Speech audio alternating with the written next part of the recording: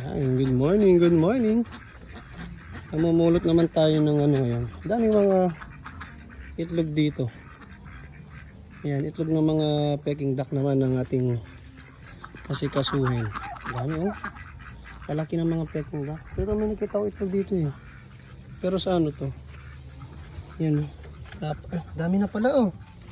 Itlog ng ano to, ng bibe. Mga bibi namin kasi na nangingitlog. Ayan, may dala akong ano. Lagay natin ng itlog. Yan, kasi mga peking duck di yan naglililim. Kaya in-incubator natin. Kaya araw-araw kinukuha. Yun o, may nakikita na ako dun o. Tara, dito tayo. Ay, pinakain. Tara eh. Oops. Ano kainin? 1 2. Ayan o. Nasa mga sulok-sulok lang pala. Ayan, first time natin mag-ano. Ay, maligam-gam pa. Maligam-gam pa. Ay, yun o.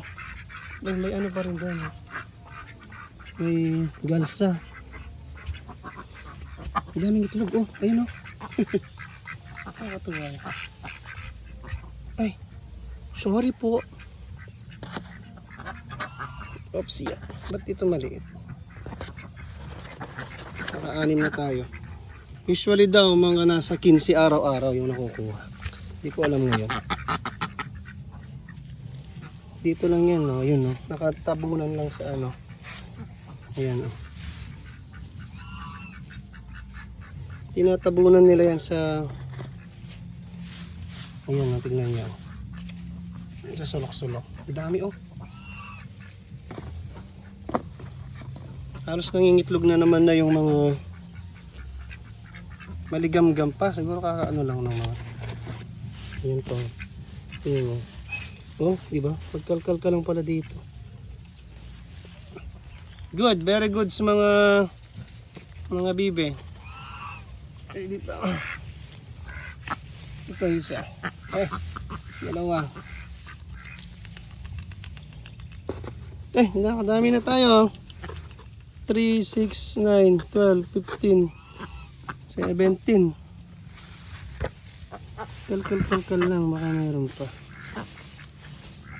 Yan. May dala sa sulok. Ayun o. Oh, dalawa. Ay, laki-laki namang itlog. 3, 6, 9, 12, 15, 18, 19. Ah, sabi 15 lang. Ba't ngayon 19 na? Ano meron pa? Wala na bang rod?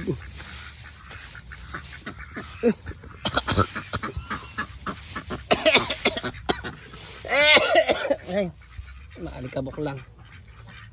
Wala na ba? Ay, doon tayo sa kabila. Meron pa dito kaso ano ko dado? Ay, ang dami doon oh. Kaso dito kasi, mga ano to, nilagyan namin ng dalawang barakong ano, peking duck. Kaso mga inahin, mga bibi. Ayokong ihalo to kasi hindi puro. Pero ang dami itlog, ang dami. Dami na itlog doon, oh. Kita nyo? You know? Ah. Kaso walang problema dyan. Mga naglililim naman yung mga yan. Yun na muna. Yun lang siguro. Ay, kinakain nyo!